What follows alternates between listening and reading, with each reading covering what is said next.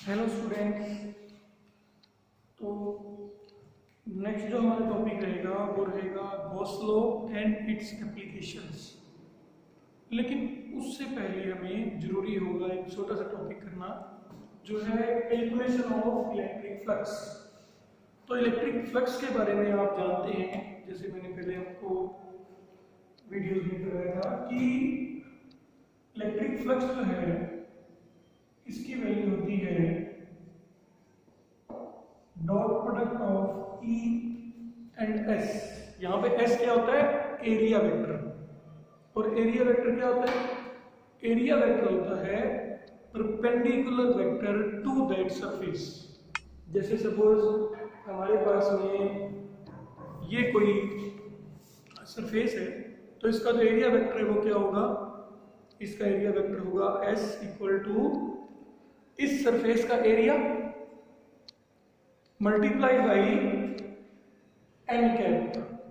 N cap यानी unit vector perpendicular to that surface. यानी अगर हमारे पास में ये कोई एरिया है, मान लीजिए, तो इसका जो एरिया वेक्टर रहेगा वो रहेगा A is equal to magnitude of A, यानी इस ए बी सी डी के एरिया की value multiplied by unit vector perpendicular to area. यानी इस एरिया के परपेंडिकुलर जो यूनिट वेक्टर होगा वो इस एरिया वेक्टर की क्या होगी? डायरेक्शन होगी। ऐसा हमने पहले भी डिस्कस किया हुआ है, आपको जो पहले फाइल्स दी थी उसके अंदर। तो यहाँ पे अपने पास में हम ये सीख रहे हैं कि इलेक्ट्रिक फ्लक्स को हम कैसे कैलकुलेट करेंगे। तो इलेक्ट्रिक फ्लक्स की डेफिनेशन से फाई ई की वैल्यू होती है ई डॉट एस, यानी फाई ई की जो वैल्यू होगी वो होगी E S cos theta. E S cos theta, यहाँ पे ई इलेक्ट्रिक फील्ड का मैग्नीट्यूड है और एस जो है वो उस सरफेस एरिया का मैग्नीट्यूड है, और कॉस थीटा जो एंगल है वो इलेक्ट्रिक फील्ड और एरिया वेक्टर के बीच में बनने वाला एंगल है। यहाँ पे अपने को ये बात हमेशा ध्यान रखनी है कि जो एंगल होगा वो किस किस के बीच में लिया जाएगा? हमेशा ई और एस के बीच में, यानी एस वेक्टर के बीच में। जैसे सपोज इस केस में हमारी इलेक्ट्रिक फील्ड ऐसे हो, तो एरिया वेक्टर का ये जो डायरेक्शन है जो एन कैप से रिप्रेजेंट किया जा रहा है वो, और इलेक्ट्रिक फील्ड, एरिया वेक्टर और इलेक्ट्रिक फील्ड दोनों ही क्या है? सेम डायरेक्शन में है। और ऐसे केसेस में जब दोनों ही सेम डायरेक्शन में होते हैं उस समय हम एंगल कितना लेंगे? Theta is equal to 0 degree. यानी हमें इस सरफेस का एंगल नहीं देखना कि इलेक्ट्रिक फील्ड से कितना है, हमें क्या देखना है? एरिया वेक्टर इलेक्ट्रिक फील्ड से कितना एंगल बनाता है। ये आता है फ्लक्स की डेफिनेशन में, फ्लक्स इलेक्ट्रिक फ्लक्स की डेफिनेशन में। यहाँ पे हम लोगों ने क्या है कि अब हम ये फाइंड आउट कर रहे हैं, जो आगे एप्लीकेशंस के अंदर भी हमको जरूरी रहेगा, कि हम इलेक्ट्रिक फ्लक्स को कैलकुलेट कैसे करेंगे।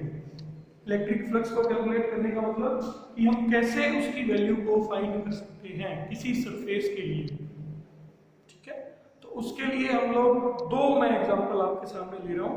पहला एग्जांपल है, मान लीजिए ए बी सी डी एक सरफेस है और ये इलेक्ट्रिक फील्ड की डायरेक्शन है। इसके अंदर मान लीजिए हमें इस तरह से एक सरफेस को जो है दिखाएंगे। ये जो एबीसीडी है वास्तव में वो इस ब्लैकबोर्ड की प्लेन के परपेंडिकुलर है, और जो इलेक्ट्रिक फील्ड है वो ब्लैकबोर्ड की प्लेन पे है। एरिया वेक्टर इस तरह से ब्लैकबोर्ड की प्लेन के परपेंडिकुलर है एरिया, और एरिया वेक्टर किस डायरेक्शन में होगा? इस डायरेक्शन। तो हम फ्लक्स को कैसे कैलकुलेट करेंगे? तो इसमें इंटीग्रल कैलकुलेशन की हमें इंटीग्रल कैलकुलस करने की जरूरत पड़ेगी, जिसके अकॉर्डिंग हमारे पास में हम सबसे पहले एक छोटा सा एलिमेंट मानेंगे एरिया का ds। ये हमने एक छोटा सा एरिया एलिमेंट माना ds। इस छोटे से एरिया एलिमेंट का एरिया वेक्टर कहाँ पे होगा? इस डायरेक्शन में होगा। तो हम इस छोटे से एरिया एलिमेंट से इलेक्ट्रिक फ्लक्स को कैसा मान सकते हैं? इससे हम इलेक्ट्रिक फ्लक्स को मान सकते हैं d phi e is equal to e dot ds। ये हमारा रहेगा इस छोटे एलिमेंट से।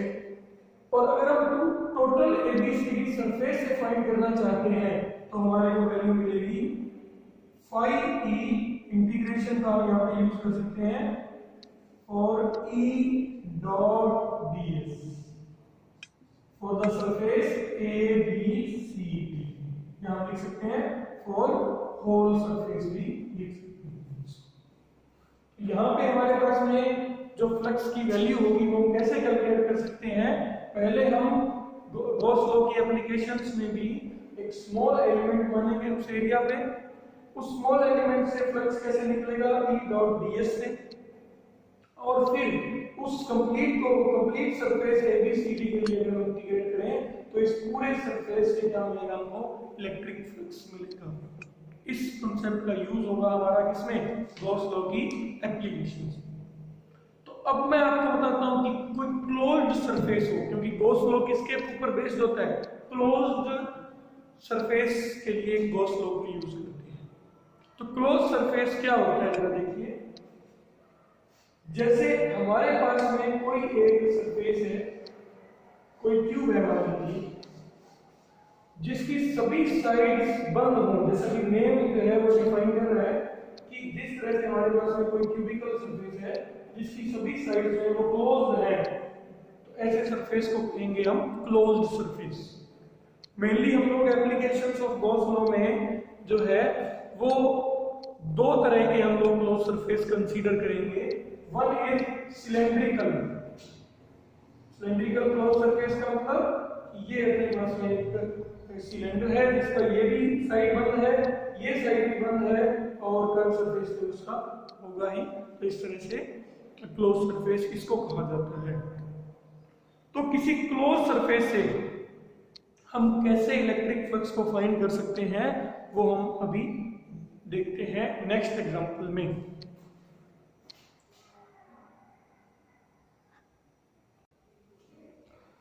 किसी भी क्लोज सरफेस के लिए हमें जो एरिया वेक्टर लेना है वो हमेशा उसके सरफेस के जो है वो क्या लेना है, परपेंडिकुलर लेना है। लेकिन क्लोज सरफेस है, तो क्लोज सरफेस है तो वो कैसे बना होगा, अलग अलग सरफेसेस से मिलकर बना होगा। जैसे अगर हम सिलेंडर की बात करें तो इसके अंदर टोटल कितने तरह के सरफेस हैं, one is this circular surface, other is this circular surface, and third one is this curved surface। तीन तरह के सरफेस से मिलकर बना, तीन तरह के प्लेनर सरफेस से मिलकर हमारा ये दो प्लेन है और एक कर्व सरफेस से मिलकर हमारा कोई भी सिलेंडर जो है वो बनता है।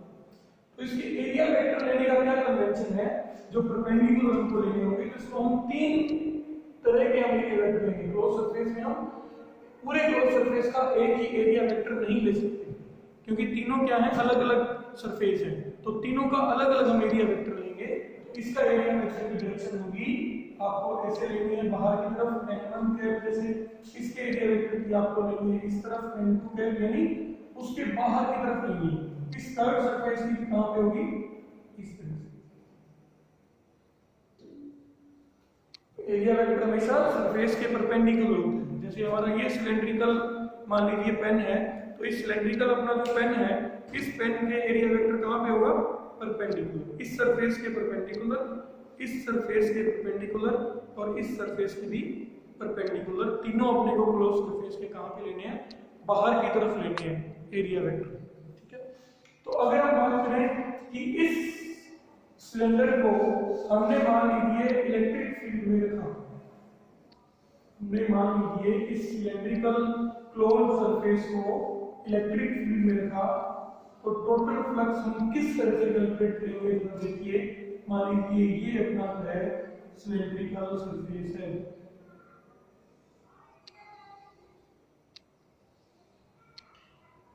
ये अपना क्लोज सरफेस हुआ, इसके अंदर तीन एरियाज कौन कौन से हुए। अगर मैं इसको हम सरफेस को भी कैसे कैलकुलेट करेंगे एरिया के लिए, हम सरफेस को भी कैसे कैलकुलेट कर सकते हैं, स्मॉल एरिया एलिमेंट मान के। तो मैं यहाँ पे छोटे छोटे एलिमेंट मान रहा हूँ, सपोज ये है, इसका एरिया वेक्टर है वो ds इस तरफ आ गया, इसका एरिया वेक्टर है वो ds इस तरफ आ गया, और और इसका जो एरिया वेक्टर है वो स्मॉल एलिमेंट हमने कर्व सरफेस पे भी ले लिया और इसका एरिया वेक्टर जो है वो हम इस तरह से मान लीजिए ले लिया। ठीक है, फिर से अपने देखिए हमने एरिया वेक्टर एक तो लिया क्लोज सरफेस, ये पूरा है क्लोज सरफेस किससे बना है, अलग अलग सरफेस से बना है। यहाँ पे कितने सरफेस है 1, ये कितना हो गया 2, ये कितना हो गया 3, तीन तरह के सरफेस। तो तीन तरह के सरफेस से भी हमको अगर टोटल फ्लक्स निकालना है प्रत्येक सरफेस से तो हमें क्या करना पड़ेगा, पहले छोटा एलिमेंट मानना पड़ेगा। तो हमने इसका एलिमेंट मान लिया इस डायरेक्शन में, सपोज इसका एरिया वेक्टर ऐसे है, इसका एरिया वेक्टर इस तरह से आएगा, हमने भी बताया था आपको। और कर्व सरफेस में हमने छोटा सा एलिमेंट माना, उसका एरिया वेक्टर कहां पे आएगा, इसके परपेंडिकुलर, ये बोर्ड की प्लेन पे भी हो सकता है। और अगर अपने बाहर की ओर नहीं कर्व सरफेस ऐसे है जैसे, तो इसको ऐसे भी मान सकते हैं, यहाँ पे एरिया वेक्टर यहाँ होगा। तो हमने कोई छोटा सा एलिमेंट माना है जिसका जो अपना स्मॉल एलिमेंट है इसका एरिया वेक्टर कहां पे है, ऊपर है।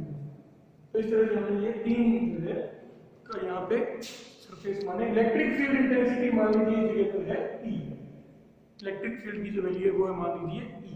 तो हम फ्लक्स को कैसे कैलकुलेट कर सकते हैं, फ्लक्स को कैलकुलेट किया जा सकता है, देखिए ध्यान से, बहुत इंपॉर्टेंट कांसेप्ट है, आगे चल करके हमारे यूज आएगा कि E dot ds for the whole close surface 5E को हम लिख सकते हैं E dot ds for the whole close surface.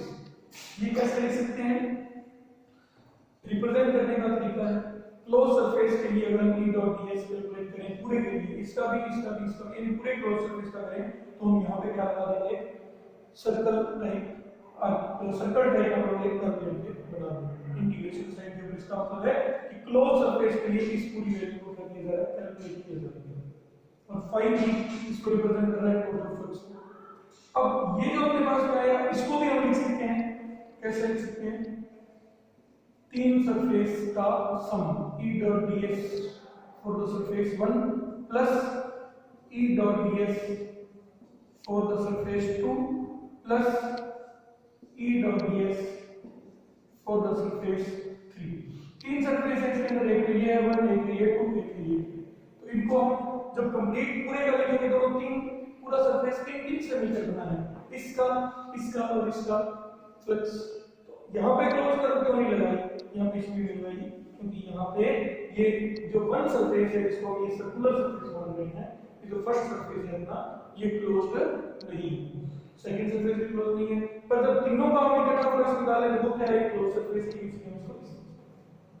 ठीक है, अब अगर हम इसकी वैल्यू कैलकुलेट करें नंबर 1 की, तो हमारे पास इक्वेशन आई जिसको मैं कुछ इस तरह से आगे लिख देता हूं कि हमारे पास में जो हमारी इक्वेशन है इस केस में वो क्या मिलेगी हमें, वो इक्वेशन मिलेगी कि हमारे पास में E डॉट ds मतलब क्लोज सरफेस हम लोग लिख रहे हैं, it is equal to E dot ds for the first one plus E dot ds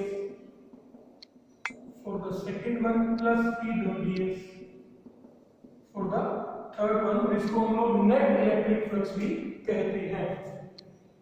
तो यहाँ पे जब हम देखेंगे तो हमारे पास में जो फर्स्ट सरफेस है, अगर यहाँ पे देखें तो इलेक्ट्रिक फील्ड भी इसी डायरेक्शन में है और हमारा जो एरिया वेक्टर है वो भी इसी डायरेक्शन में है, इसलिए हमारा जो वैल्यू इसकी आएगी वो क्या आएगी, E ds cos 0 डिग्री का इंटीग्रेशन।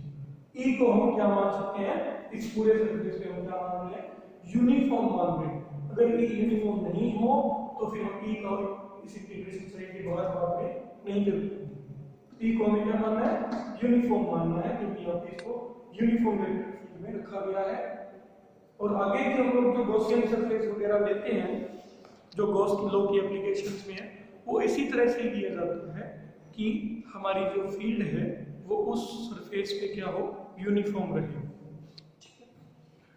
तो इसकी वैल्यू हो जाएगी E dot ds 0 plus E dot ds for the surface 2, ये 1 के लिए इंटीग्रेशन होगा, ये 2 के लिए होगा। 2 में क्या होगा, cos ऑफ एंगल 180 डिग्री, ये 1 के लिए, ये 2 के लिए। यहाँ पे एंगल क्या है, ये वाला एंगल किस तरफ है, बाहर की तरफ, जबकि इलेक्ट्रिक फील्ड किस डायरेक्शन में है, ds इस तरफ है, इलेक्ट्रिक फील्ड इस तरफ है, दोनों के बीच एंगल कितना हुआ 180 डिग्री। और उसके बाद में प्लस का साइन लगा के यहाँ पे अगर आप देखें कर्व सरफेस के लिए अगर कर्व सरफेस पे देखें तो इलेक्ट्रिक फील्ड तो है पॉजिटिव एक्स डायरेक्शन में, और कर्व सरफेस एरिया वेक्टर जो है वो क्या है, इस तरह से परपेंडिकुलर होंगे। जहां पर हम ds ले तो सपोज जैसे डायग्राम हमने ds लिया होगा इस तरह से, तो इलेक्ट्रिक फील्ड और ds के बीच में कितना एंगल बनेगा, 90 डिग्री। यहां पे अपने पास में E डॉट ds को हम कैसे लिखेंगे, cos 90 degree for the curve surface. तो अगर हम इसको ध्यान से देखें तो ये तो हमारा ऑलरेडी क्या हो जाएगा, 0। इस इलेक्ट्रिक फ्लक्स पे कर्व सरफेस से कितना होगा, 0 होगा। कर्व सरफेस से क्योंकि cos 90, इन दोनों की अगर बात करें तो E dot ds cos 0 degree और E dot ds cos 180 degree से ये जो अगला स्टेप जो हमारे पास में मिलेगा वो क्या मिलेगा, 3 तो पिक्चर से बाहर हो गया क्योंकि थर्ड की वैल्यू 90 डिग्री होने का फ्लक्स जो है वो क्या हो गया, 0 हो गया। तो इन दोनों की वैल्यू जो है वो अपने कैसे फाइंड आउट करेंगे, E ds integration for the first surface minus E ds integration for the second surface. लेकिन अगर हम इसको ध्यान से देखें तो अगर हम इस सरफेस के सभी ds को जोड़ेंगे तो वैल्यू क्या आएगी, पाई आर स्क्वायर, और इस सरफेस के सभी को जोड़ेंगे ds को, वैल्यू क्या आएगी, पाई आर स्क्वायर। तो अगर हम इन ds को इंटीग्रेट करेंगे तो E को तो हम क्या ले सकते हैं, बाहर ले सकते हैं क्योंकि E क्या है, यूनिफॉर्म है। तो इन सभी ds को अगर हम लिखेंगे, इंटीग्रेट करेंगे, इसकी वैल्यू आएगी E into 2 pi r minus E into 2 pi r। यहाँ पे माइनस साइन क्यों आ गया, तो cos 180 की वैल्यू होती है -1। इस तरह से ये टोटल फ्लक्स इसमें से कितना हो जाएगा, 0। और इसको हम वैसे भी समझ सकते हैं कि जितनी फील्ड इसके अंदर एंटर कर रही है उतनी फील्ड इसके इधर से जा रही है, बाहर भी जा रही है, इसलिए नेट फील्ड इसमें से कितनी मिलेगी, 0। जो फ्लक्स होता है वो क्या होता है, किसी सरफेस में से कितनी फील्ड पास आउट हो रही है उसको हम फिजिकली क्या कहते हैं, इलेक्ट्रिक फ्लक्स डिफाइन किया जाता है किलोमीटर से। तो यहाँ पे हमने क्या देखा कि अगर हमें इन सरफेसेस से क्या निकालना है, इलेक्ट्रिक फ्लक्स टोटल निकालना है, तो सबसे पहले हम उसको 3 पार्ट्स में डिवाइड कर देंगे इस लाइन को, एक ये पार्ट, एक ये पार्ट और एक ये। फिर उसके बाद में हम लोग अलग अलग जगह पे स्मॉल एलिमेंट लेकर फ्लक्स को कैलकुलेट करेंगे and at the last point जो है उनकी वैल्यू जब अपने रखेंगे, इलेक्ट्रिक फील्ड इस तरह से ली जाएगी कि वो क्या होगी, हमारी यूनिफॉर्म होगी एंड अल्टीमेटली फ्लक्स भी 0 इन दिस केस, हर केस में 0 नहीं होगा। ये इसलिए 0 था क्योंकि according to Gauss law flux, net flux जो होता है इट इज इक्वल टू होता है phi e की जो वैल्यू है अकॉर्डिंग टू गॉस लॉ ये होती है sigma q upon epsilon not. Close surface के लिए गॉस लॉ जो है उसके अंदर क्या है कि net flux through a close surface is equal to sigma q upon epsilon not, where sigma q is equal to value of charge, यानी उस क्लोज सरफेस में चार्ज होना चाहिए, charge enclosed by close surface. तो क्या इस close surface में कोई चार्ज था, नहीं था, यानी सिग्मा q की वैल्यू क्या थी, 0 थी, इसीलिए हमारे पास में phi e की वैल्यू भी क्या आई है, 0। अगर इसमें कोई चार्ज होता तो उस समय फ्लक्स की वैल्यू भी होती, लेकिन अभी क्योंकि इस केस में इसमें चार्ज नहीं है इसलिए नेट फ्लक्स हमारा कितना है, क्लोज सरफेस से 0 है। So thank you so much students. Next video हम लोग करेंगे एप्लीकेशन ऑफ गॉस लॉ।